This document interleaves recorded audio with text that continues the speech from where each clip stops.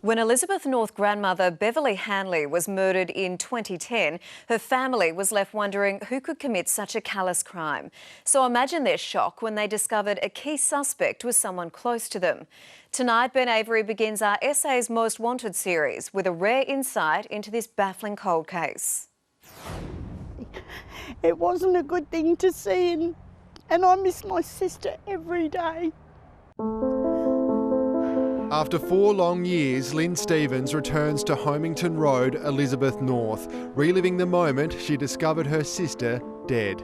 The door was open and then I walked in and her bedroom was a mess. And then as I'm walking out through the house shouting, I found her at the back door. I thought she'd had a fall. I thought she'd had an attack and had a fall. It wasn't until police arrived that the terrible truth was revealed. Beverley Hanley's death was no accident.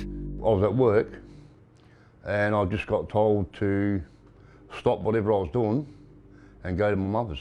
And when I rounded the corner at Elizabeth North, noticing the street and that blocked off, I was wondering what was going on, to find that my mother was murdered. The sickening crime on October 6, 2010 would shock and confuse the entire state. How could anyone viciously attack a 69-year-old grandmother in her own home? All I've been told is that she was hit with a cricket bat. How have the last 4 years been for you? The hardest 4 years of my life. I hate even coming past her house because I want to call in and I can't. Yeah, and I only had one sister. A black handbag was missing from Beverley's home, but police couldn't be sure that robbery was a motive. And despite pleas for information and the release of security video showing potential witnesses, the callous killer remains at large. But during the course of the investigation, there was one major development. Family members of Beverley Hanley were told that police had a primary suspect, and that primary suspect was named as a man that they know. I was devastated at the start.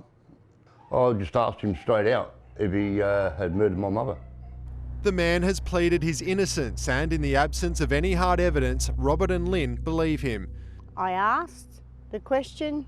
I was told, no, never, never, never would I do that. But the suspect has also been questioned over 2 other murders, the death of Mount Gambier man Stephen Newton in 2011 and that of 71-year-old Phyllis Harrison. The grandmother who was stabbed to death at Elizabeth South in 1998 was well known to Beverley. I don't think he'd be capable of doing 3 perfect murders, really.